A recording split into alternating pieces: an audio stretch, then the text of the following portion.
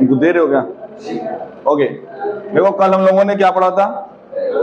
Basic proportionality theorem triangle में, है ना, जिसको हम थेल्स थ्योरम भी के नाम से भी जानते हैं। अभी आज जो हम पढ़ने जा रहे हो वो पहला टॉपिक है कन्वर्स ऑफ थेल्स थ्योरम। क्या? थेल्स थ्योरम का स्टेटमेंट याद है किसी को? अभी जो हमें पढ़ना है वो है कन्वर्स ऑफ थेल्स थ्योरम या कन्वर्स ऑफ बीपीटी। जैसे कल बीपीटी पढ़े थे उसका एक स्टेटमेंट था, इसी तरह ये भी एक टॉपिक है कन्वर्स ऑफ थेल्स थ्योरम, इसका भी एक स्टेटमेंट होगा। बीपीटी का स्टेटमेंट क्या था? हाँ बताओ, ऐसे बैठे बैठे बताओ।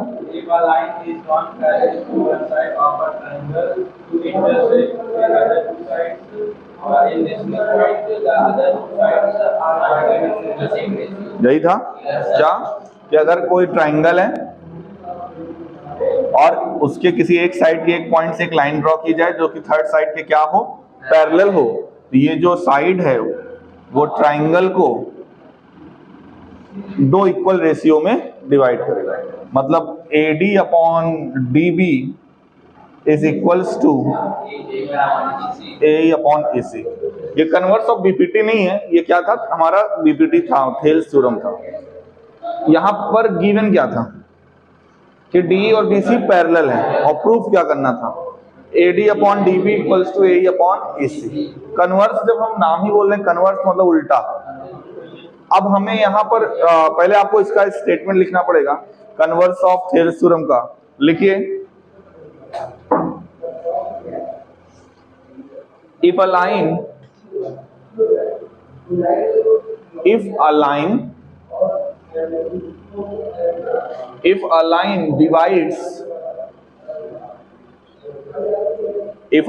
divides any two sides of a triangle,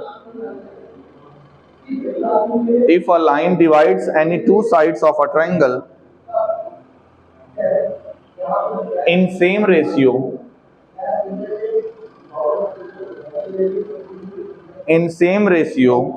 then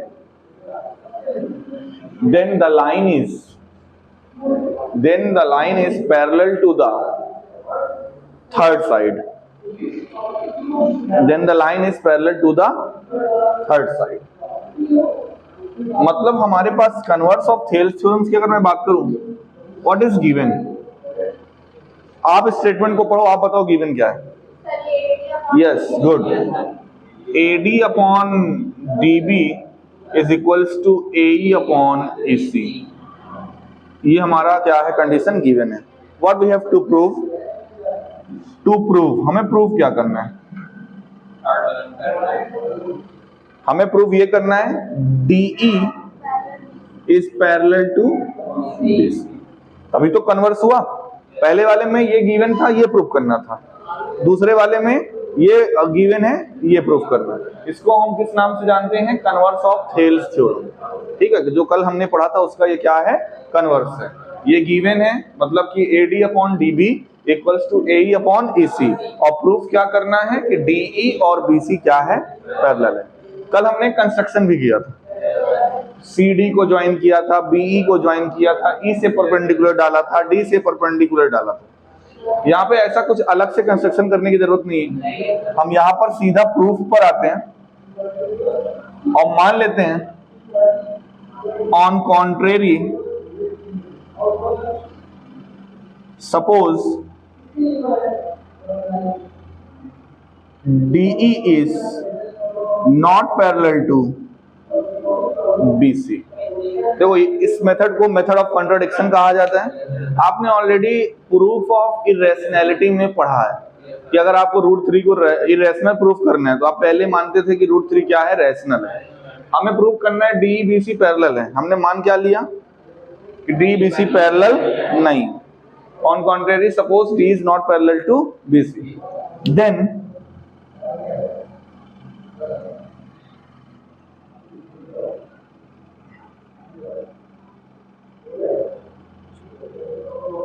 then there exists another point another point E dash on AC such that there exists another point E dash on AC such that DE dash is parallel to DC। पहले इसको समझिए तभी हम आगे बढ़ेंगे। देखो यहाँ पर बोला, हमने क्या बोला कि यहाँ पर एक अनदर पॉइंट है, E को छोड़कर कोई एक और पॉइंट ले लो। मैंने ये पॉइंट मार्क किया और इसका नाम मैंने क्या रखा, आप कुछ भी नाम दे सकते हो। D से E डैश को जरा ज्वाइन करो, ये हुआ। हमने बोला, हमने माना क्या था, हमें प्रूव करना था D BC पैरेलल है, लेकिन हमने मान लिया कि D BC पैरेलल। तो अगर D BC के पैरेलल नहीं है तो कोई ना कोई एक पॉइंट ऐसा इस लाइन में जरूर होगा। वो पॉइंट हमने क्या मान लिया, E डैश, यानी DE डैश पैरेलल टू क्या होगा, आप ही बताओ। जैसे एक लाइन है, सपोज करो ये, ठीक है, और ये लाइन है ये, और दूसरी लाइन मान लो एक ये।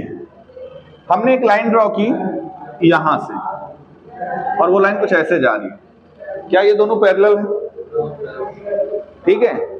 अगर इस पॉइंट से एक लाइन हम ड्रॉ कर रहे हैं और वो पैरेलल नहीं है, तो इसके अलावा कहीं ना कहीं एक आध पॉइंट ऐसा जरूर होगा इस लाइन में जिसको हम ड्रॉ करेंगे तो ये इसके पैरेलल होगा।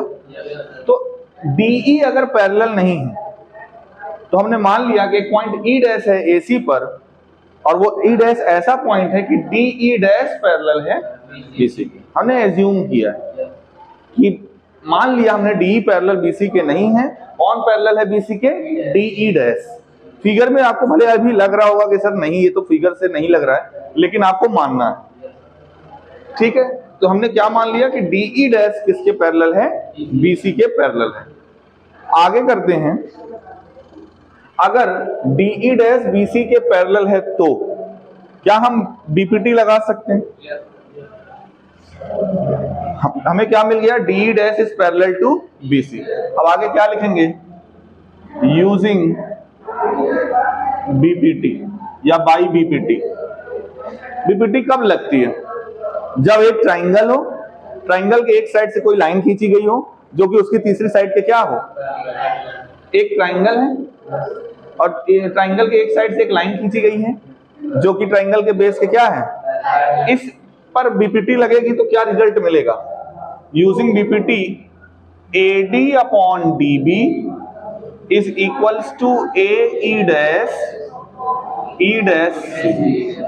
ये मिलेगा कि नहीं, इसको मान लीजिए equation number first. Also given, given क्या है, लिख लो जो गिवन है उसको।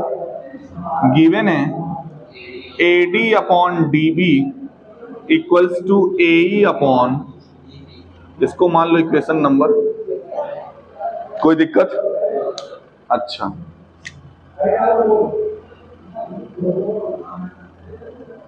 By equation 1 and 2। इक्वेशन 1 और 2 को जरा ध्यान से देखिए, बार बार देखिए।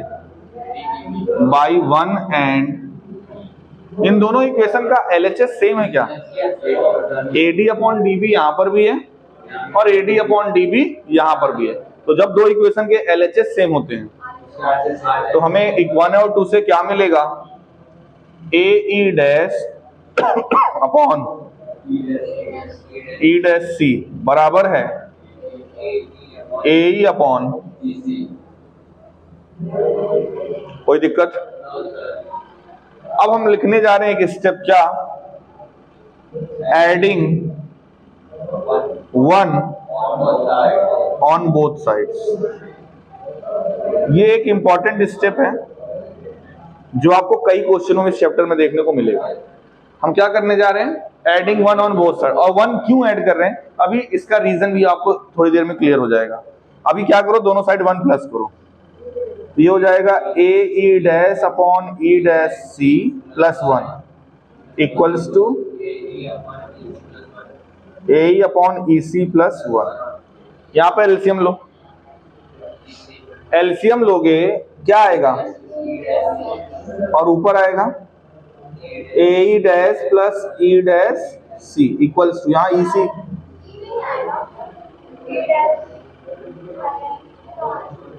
कहां पर, ये एलसीएम ई डैश सी आएगा ना, और इधर हम एलसीएम की क्या ले रहे हैं, ई सी, तो ए ई प्लस ई सी। अब फिगर से देखो, A E dash plus E dash C को क्या ए सी लिख सकते हैं क्या, तो इसको हम अगले स्टेप में यहां पे लिखने जा रहे हैं। अगले स्टेप में हम क्या लिखेंगे, A C upon E dash C equals to A C upon A C cut गया, क्या मिला, क्रॉस मल्टीप्लाई कर दो, यानी आपको ये मिला ई सी बराबर, क्या मिला, ई सी बराबर, फिगर से देखो पॉसिबल है कि ई सी बराबर पॉसिबल है कि जितनी लेंथ ई सी की है उतनी लेंथ ई डैश सी तो बड़ा होना चाहिए ना, लेकिन हमें क्या मिला, इसका मतलब जो हमारा एजम्पशन था वो क्या था, आप इसको लिख सकते हो from figure it is not possible, figure से ये पॉसिबल नहीं है, या दूसरे शब्दों में ये तभी पॉसिबल होगा जब पॉइंट ई और ई डैश अलग अलग ना होकर एक ही जगह पर हो, तभी ये पॉसिबल है। अदरवाइज हमने क्या लिखा था यहाँ पर, अगर डीई बीसी के पैरेलल नहीं है then there exist another point, हमने माना क्या था कि अगर डीई बीसी के पैरेलल नहीं है तो यहां पर एसी पर एक अनदर पॉइंट एग्जिस्ट करेगा, क्या, ई डैश, यानी हमने ई डैश की पोजीशन को अनदर पॉइंट कहा है, ई तो नहीं कहा ना, यानी ई डैश एक अनदर पॉइंट है, तो यहां पर कंट्राडिक्शन मिल रहा है। This is from figure it is not possible, hence our assumption is wrong,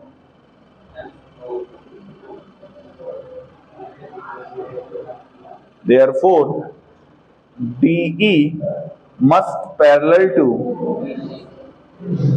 hence proved, proof खत्म, ठीक है। देखो ये दोनों थ्योरम है, कल जो मैंने बताया था बीपीटी, ये उसका कन्वर्स है, ज्यादा इंपॉर्टेंट वही है पेपर के पॉइंट ऑफ व्यू से। अब इसमें देखो कहीं ना कहीं छोटा ये जो आपको लगेगा, इसमें बहुत कुछ अलग काम नहीं है, कंस्ट्रक्शन नहीं है इसमें बहुत ज्यादा, तो उसके कंपैरिजन में आसान भी लगेगा, तो बोर्ड ये आपसे बहुत मिनिमम चांसेस ये कि पूछे, स्कूल के एग्जाम में पूछा जा सकता है, अलग बात है, ठीक है। तो देखो सिलेबस में ये है, ना होता तो कराता भी ना, इसलिए आपको दोनों ही तैयार करना, वो इंपॉर्टेंस ज्यादा था तो थोड़ा सा कम है, लेकिन इसका ये मतलब नहीं कि इसको आपको कम है मैं बोल दिया तो मत करो। हाँ देखो चांसेस तो ये है 3 में से 2 में तो आएगी, और किस्मत अच्छी रही तो तीनों में मिल सकता है, ठीक है। तो इसको नोट करना है, हाँ नोट करो इसको जल्दी से।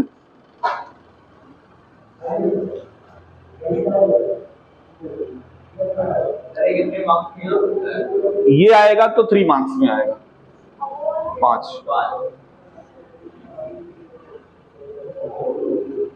कैसे मैंने लिखा है, मतलब कहां से शुरू किया वो समझ में आ रहा है ना। एक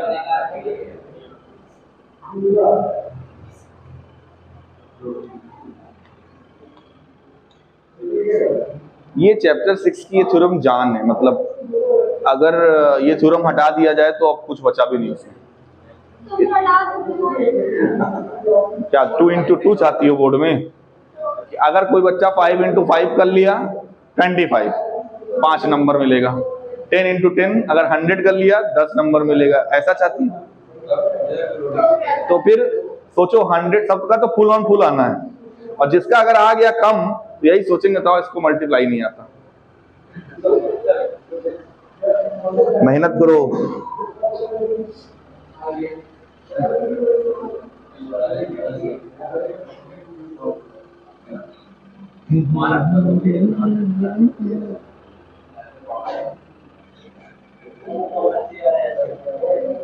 बीमारी, बीमारी, बीमारी, और दूसरा रीजन पेपर, हाँ जाते हैं खुद। उसके बाद हाँ? हाँ। वो नहीं है ना, कार्तिक तो नहीं है।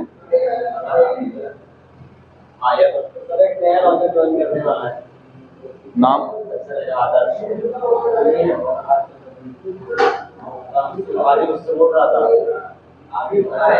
कुछ बोल रहा था ना, आवाज कैसी है, ये होना हमारे लिए ठीक होने लगा है, गुड मॉर्निंग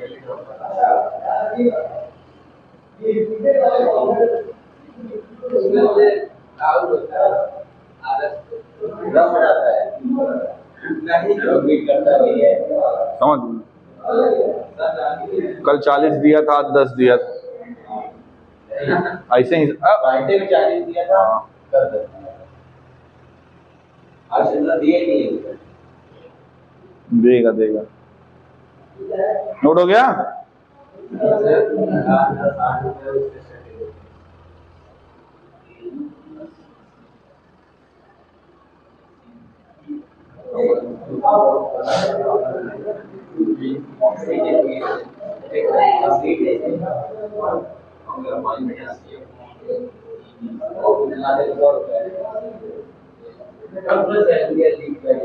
हाँ?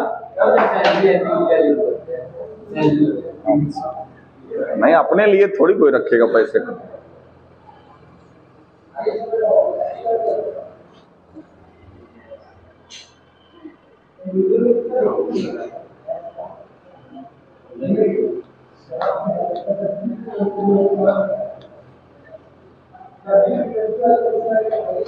इसकी बहन की भी तबीयत खराब है ना, अनुप्रिया, वो अनुप्रिया कह रहे हैं, अनुष्का, किसी, उनकी भी तबीयत खराब है।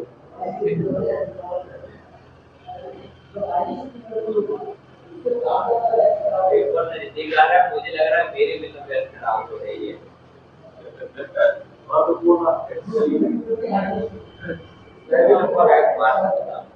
ठीक है, अच्छी बात है, मारो।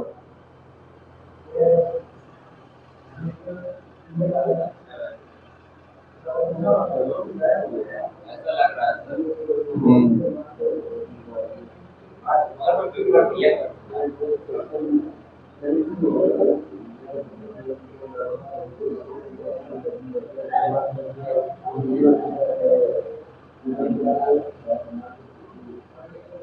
हो गया।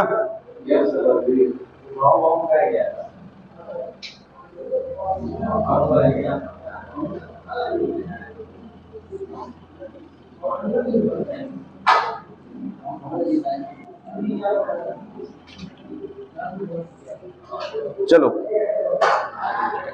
एक अगला जो पार्ट है जिसको मैं कोरोलरी कह रहा हूं। कोरोलरी का मतलब सिर्फ यही है कि ये किसी थ्योरम का रिजल्ट है, थ्योरम से बनकर आया है कोरोलरी, ठीक है। और ये आपके बुक में एग्जांपल नंबर 1 में दिया हुआ है, थोड़ा सा आप लिखिए। If a line intersect sides AB and AC,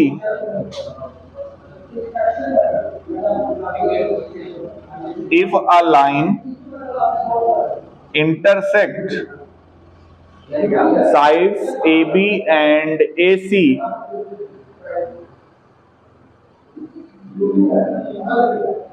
sides AB and AC at of triangle ABC, of triangle ABC at D and E respectively, at D and E respectively, and is parallel to BC, and is parallel to BC, then prove that. Proof क्या करना है? AD upon AB equals to AE upon AC। ये जो proof हम करने वाले हैं इसमें हम यूज करेंगे बीपीटी का, ठीक है।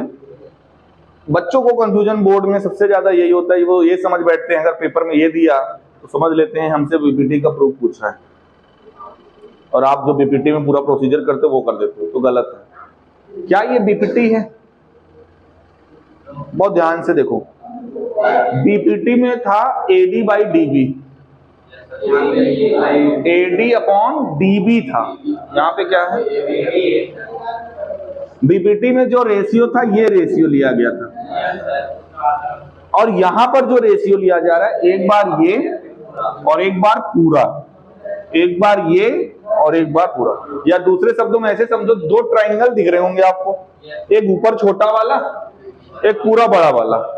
तो ये छोटे वाले ट्राइंगल की साइड हो गई AD और ये बड़े वाले ट्राइंगल की साइड हो गई AB, यानी दोनों ट्राइंगल की साइड का रेशियो AD अपॉन AB बराबर AE अपॉन AC, ठीक है।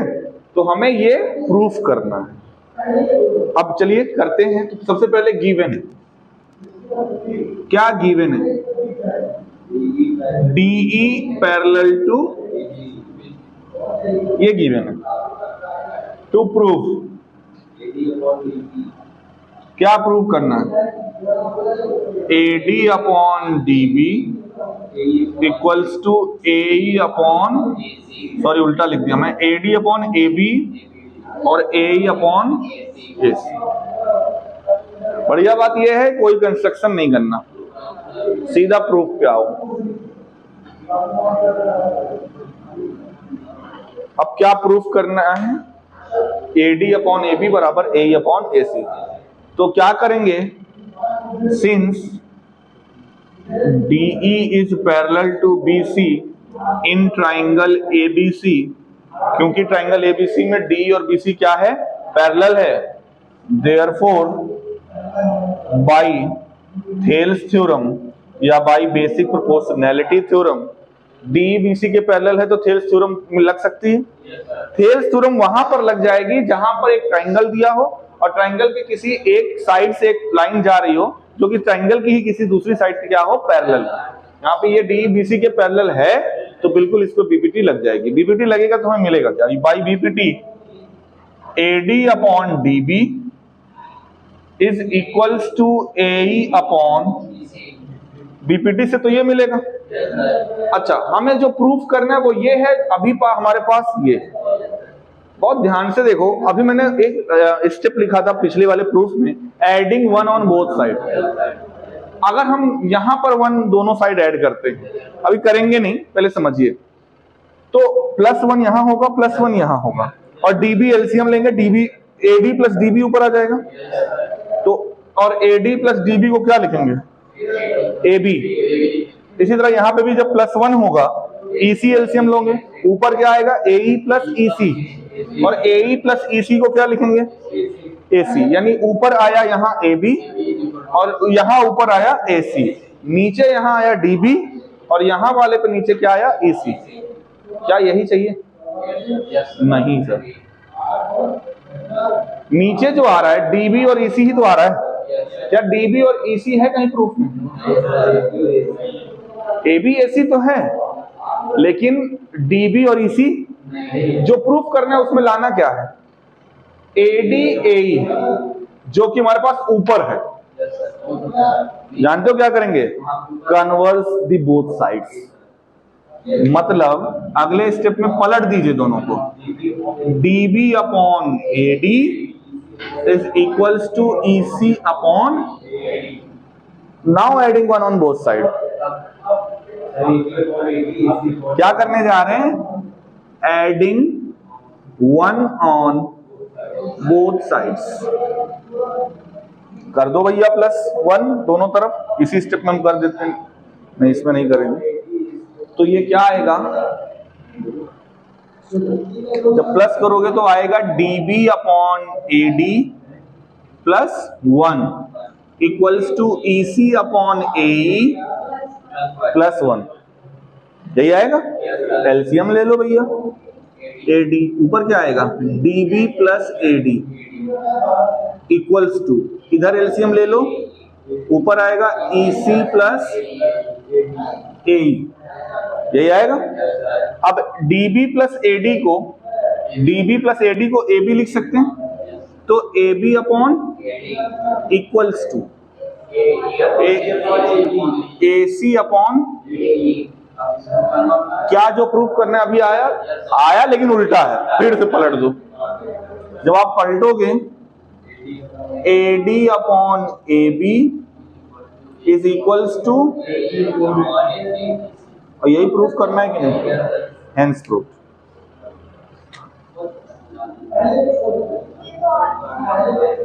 देखो है ये एग्जाम्पल में, इसको नोट करिए, फिर आपको एक कहानी बताते हैं इसी पर। कहानी इन द सेंस पेपर में कैसा सीन हुआ और बच्चे कैसे मिस्टेक करते हैं, इसको नोट करिए इसको।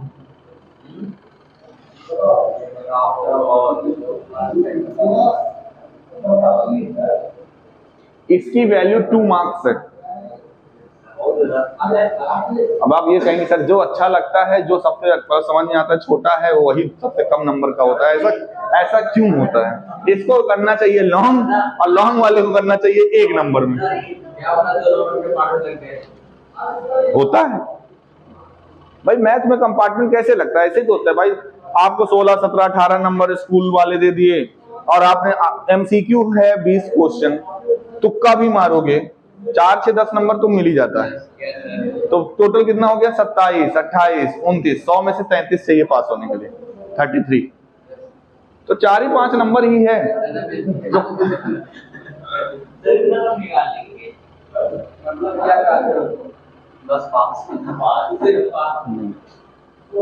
अगर देखो मेहनत करोगे ना तो यार, मैथ में मैं मानता हूं केवल 20 नंबर ऐसा है जो ऐसा है कि केवल अच्छे से पढ़ोगे, अच्छे से समझ में आया होगा तो निकलेगा।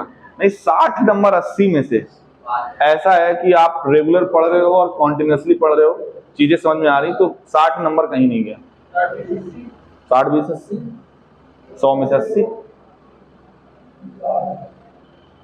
अब एक बच्चा था 10th में 9th में वो आया था, तो उसके टेस्ट उसका 2-3 बार हुआ, एडमिशन नहीं हो रहा था, उसके बार बार 0 नंबर आ रहे थे, तो ये हुआ कि एडमिशन नहीं होगा उसका।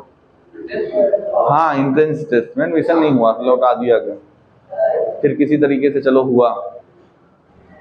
उसके बाद वो लड़का मेहनत किया और बोर्ड में उसके 100 में से 82 मार्क्स आए। 100 में से 82 मार्क्स, 0 नंबर का। वो खुद बोलता था कि सर मैथ मेरी बहुत वीक है, मुझे बहुत डर लग रहा है। वो शायद डर ही था जो उसको, मैं अपने ही स्कूल की कहानी बताऊंगा, दूसरे स्कूल की क्यों बताऊंगा? नहीं, मनीष सर मैथ पढ़ाते थे, मनीष सर मजा नहीं लगाते होंगे ना, इसलिए आपको लगता होगा। हाँ, बीच बीच में हम देते रहते हैं तो मजा आता होगा। मनीष सर वसूले 100 रुपया, कोई आज 100 रुपया दिया मेरे को। नहीं देखो, आपने कहा था कि वो जाओगे तो मतलब वो अच्छा हो गया, लेकिन वो ट्रेनर पढ़ा रहे थे, जरा कुछ नहीं पूछा था। ये तुम लोग तो पढ़ चुकी होगी ये सब चैप्टर्स ना, तुमको तो आता होगा।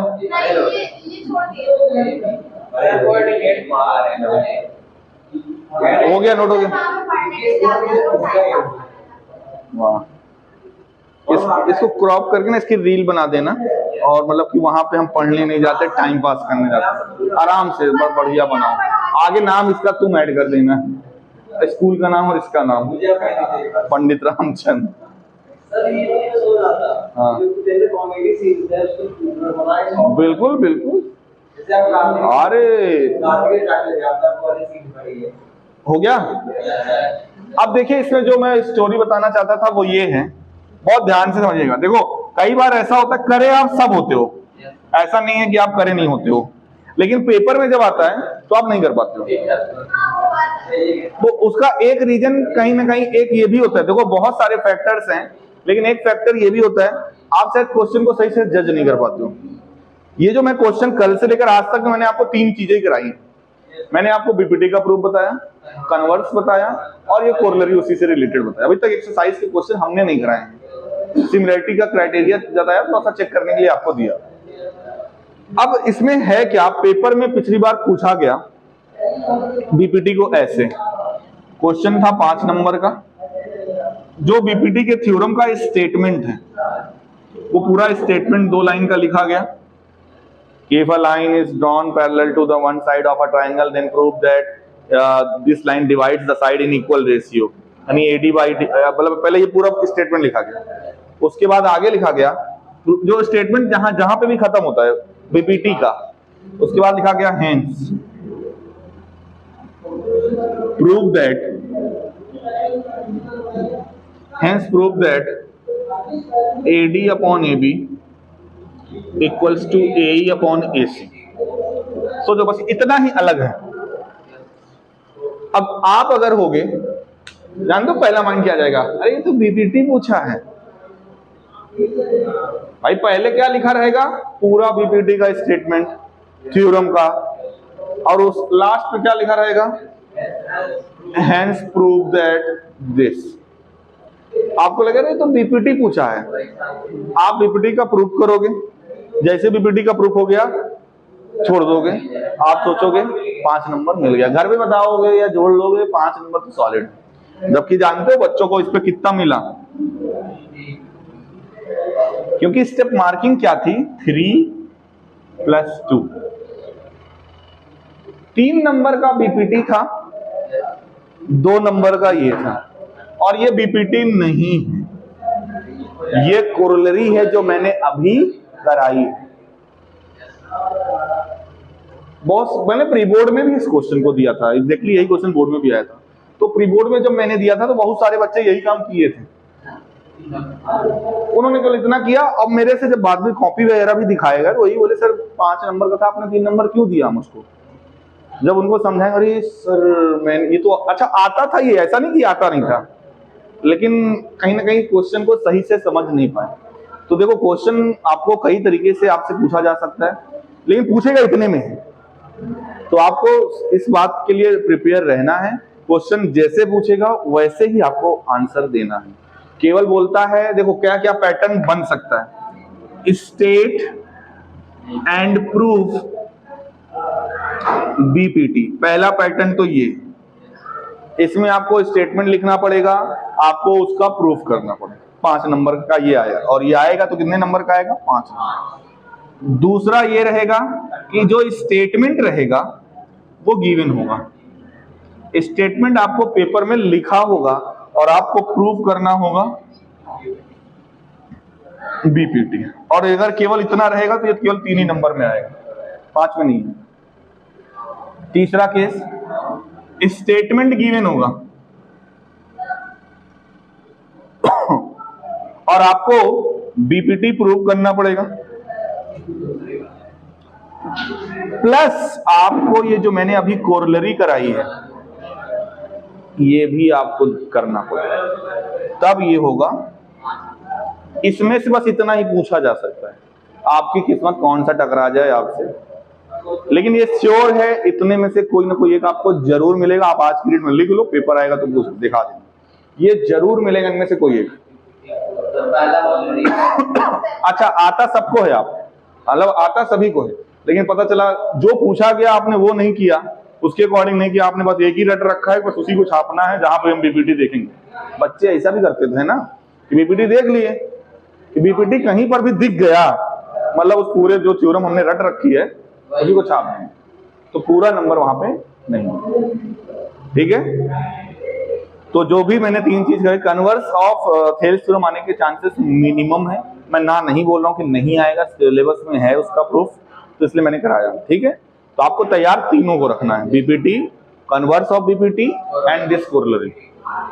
ठीक है, एक्सरसाइज के क्वेश्चंस लगाने से पहले। ठीक, अब आगे आते हैं।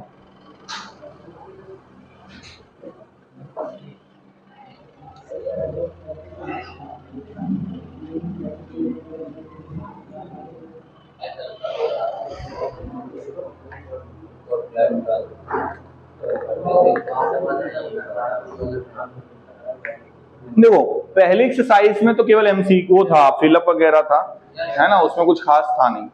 रही बात सेकंड एक्सरसाइज की, तो सेकंड एक्सरसाइज में आपको देखो सेकंड एक्सरसाइज का हम लेते हैं कौन सा क्वेश्चन।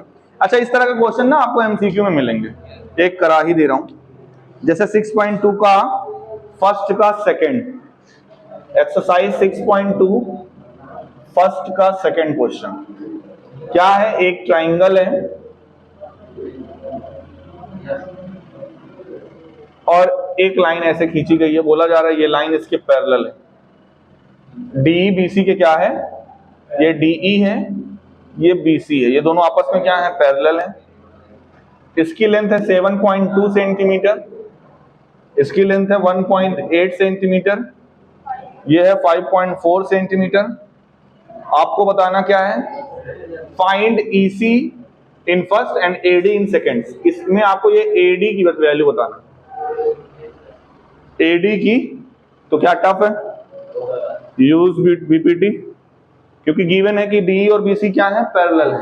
अगर पैरेलल है तो अगर एडी को मैं एक्स मान लूं तो तुरंत आप क्या लिखोगे, x by 7.2 is equals to 1.8 upon 5.4, point से पॉइंट 18 1 जा 18, 18 3 जा 54 ना, 7.2 को उधर भेज दूं तो 7.2 डिवाइडेड बाई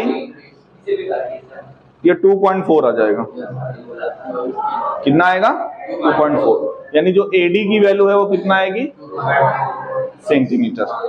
ये एमसीक्यू में मिलेगा आपको।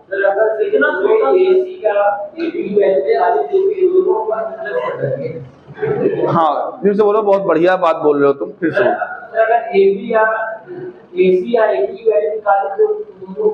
बिल्कुल बिल्कुल इन्होंने सही बोला, और इस पैटर्न पे भी क्वेश्चन पूछा जाता है। अभी आपको देखो पार्ट वाइज दिया हुआ है, आपको क्वेश्चन ऐसे भी पूछा जा सकता है कि मान लो ये पैरेलल है इसके, ठीक, और आपसे बोल दिया गया कि ये पूरा है x और ये पूरा है मान लो 2, और इधर मान लो ये पूरा है सपोज करो 4, और इधर ये पूरा मान लो है 8, और बोलेगा आपको x की वैल्यू निकालो। क्या लगाओगे, कैसे निकालोगे? देखो दो तरीके, एमसीक्यू में ही क्वेश्चन पूछेगा, सॉल्व करने में नहीं पूछेगा, ज्यादातर यही आता है इसमें, ठीक है। पहला या दूसरा क्वेश्चन इसी का मिलता है ज्यादातर बोर्ड में। अब उसमें आपको करना क्या, देखो आपने जैसे कहा सर x में से 2 माइनस करेंगे तो ये x माइनस 2 आ जाएगा, 8 में से 4 माइनस करेंगे तो ये 4 आ जाएगा, और फिर बीपीटी लगाएंगे, x की वैल्यू आ जाएगी, क्रॉस मल्टीप्लाई करके निकालेंगे। बिल्कुल सही है। आपके पास एक और रिजल्ट अब है जो कोरोलरी बताइए, 2/x बराबर 4/8, नहीं लिख सकते क्या भाई, ये पैरेलल है ना। कोरोलरी में गिवन कंडीशन थी कि ये और ये पैरेलल है, तो बिल्कुल आप ये डायरेक्टली लगा सकते हो, बीपीटी में घुसने की जरूरत नहीं, समय बचेगा, आंसर वहां से भी आएगा बट समय बचेगा। मतलब मेरा ये कहना है क्वेश्चन के अकॉर्डिंग आपको चलना है। यहां पर मैंने बीपीटी लगाया क्योंकि यहाँ पे पार्ट वाइज हमको पता था सब, यहाँ पे एक में होल पता है, जब होल पता है तो हम कोरोलरी वाला रिजल्ट लगाएंगे, है ना। तो सिचुएशन के हिसाब से अपने आप को बदलना है, यहां पर भी प्रैक्टिकल लाइफ में भी, ठीक है। और क्या, सिचुएशन के हिसाब से जैसे जैसे प्रॉब्लम आएगी उस हिसाब से अपने आप को बदलोगे, तो दोनों है वही चीज, टाइम का अंतर आ जाएगा। एमसीक्यू में आपको मिनिमम टाइम स्पेंड करना है, ठीक है। तो मेरे ख्याल से इसमें जो स्टार्टिंग के क्वेश्चंस हैं वो आपसे हो जाएंगे। पहले में 2 क्वेश्चन है, दोनों हो जाएंगे। फिर सेकंड वाले में बोला जा रहा है E एंड F। अच्छा फिगर बना नहीं है ना इसका, जो साइड में आप देख रहे हो वो थर्ड का है, थर्ड क्वेश्चन लिखा ना इन फिगर 6.1, वो थर्ड का है, यानी दूसरे में फिगर नहीं बना, और अच्छी बात है, तो फिगर बनाते हैं। ऐसा नहीं मैं बना रहा हूं, आप भी तो बना सकते हो, मैं क्यों बनाऊं। E and F are the point on side PQ and PR of a triangle PQR। सबसे पहली चीज तो एक ट्राइंगल है जिसका नाम PQR है। अब PQR नहीं, PQR, PQR है ना। क्यों PR जब नहीं संभाल सकते थे तो इसमें बोला क्या जा रहा है कि इसमें E and F are point on PQ and PR respectively। PQ पर एक पॉइंट कहीं पर है E और PR पर F है। आगे बोला जा रहा है for each of the following state whether EF is parallel to QR और नॉट।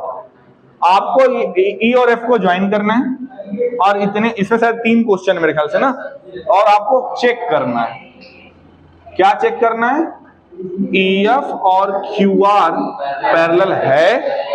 देखो जब रेशियो बराबर होगा तो पैरेलल होगा, कन्वर्स ऑफ थेल्स थ्योरम। यही तो कन्वर्स हम लोगों ने आज प्रूव किया। मान लो ये रेशियो ये रेशियो ये रेशियो ये रेशियो बराबर है तो बोल देंगे कि बिल्कुल ये पैरेलल होगा।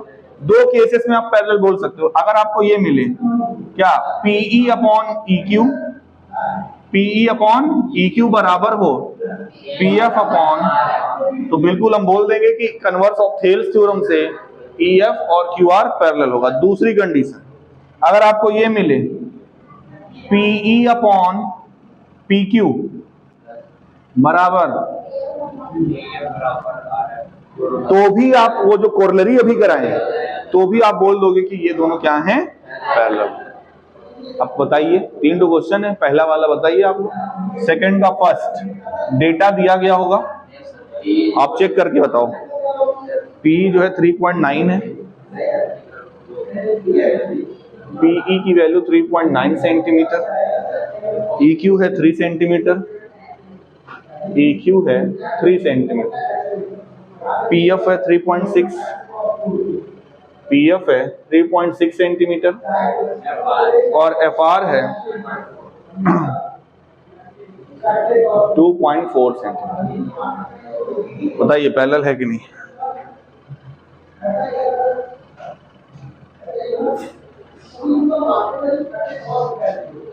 आप लोग चेक करिए और बताइए पैरेलल है या नहीं।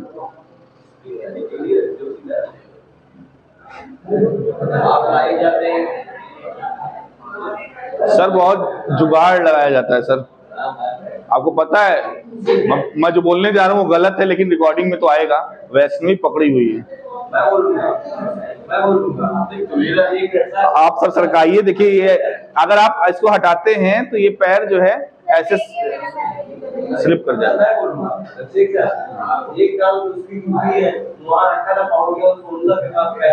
ऐसे स्लिप करते करते तो वो टिका हुआ है सर। देखो पैर भी लगाई हुई है बेचारी।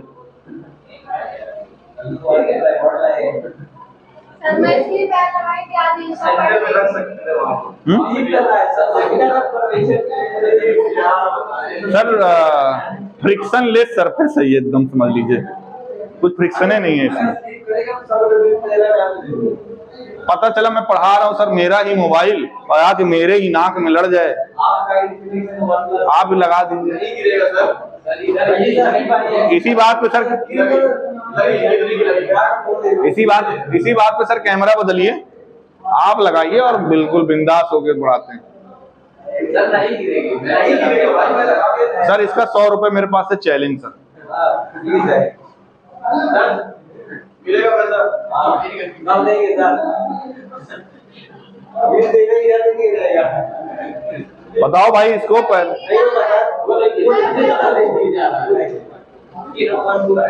नहीं होगा, आप लोगों से सेट करना नहीं आता।